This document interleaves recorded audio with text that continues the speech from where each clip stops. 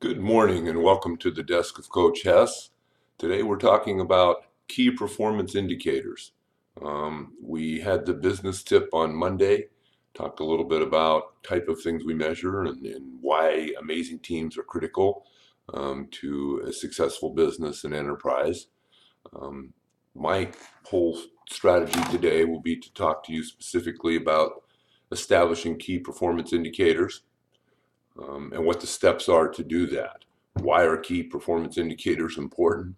Well, oftentimes I think management ends up getting caught in a position of focus on the individual's tactical kind of activities rather than take a step back and what is the strategic play that we're really looking for, or the strategic actions that we're looking for the long term in the development of the company. Key performance indicators are not controllers.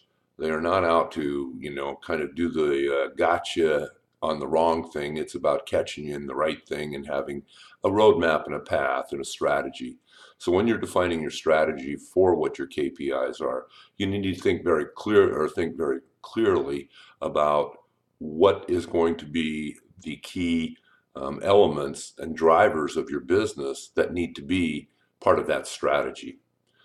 From there, you want to audit your existing measures. What's going on today and how are you giving performance bonus and so on? Many of you may have been caught in the bell curve concept of giving out performance bonuses. I've certainly been in that role. And, when you're on the top end, it feels pretty good. But when you're in the bottom end, it's like, what the heck? And so you kind of wonder, let's see if we're hiring people. Maybe we should be hiring people that are in the low grade so we can easily put them in our performance grid. Hey, the reality is you want the best performance you can out of everybody. And putting limitations through a curve, I think, is ridiculous in my mind. So establish kind of what is there today and then think about what can we develop that are new measures, back to the drivers, back to the strategy. What are we looking to accomplish in our company? You may even want to get to the point of building a org chart based on task and then move that to a positional contract role, and from there move on to the KPIs.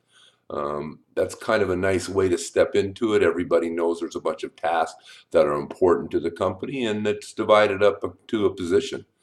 And then the fourth one would be analyze and report. How are you analyzing? You need to make that very simple, something that is brought forward in each of your staff meetings or at some point where people can look at it. It needs to be a one page, maybe even a dashboard type structure, and it has to be compared to something previously. If you're doing sales, well, sales last week to next week, or sales last budgeting period to this budgeting period, and so on. And then last but not least, we've got to have continuous improvement. Just because you set KPIs doesn't mean that's the end of the game. They're continually changing.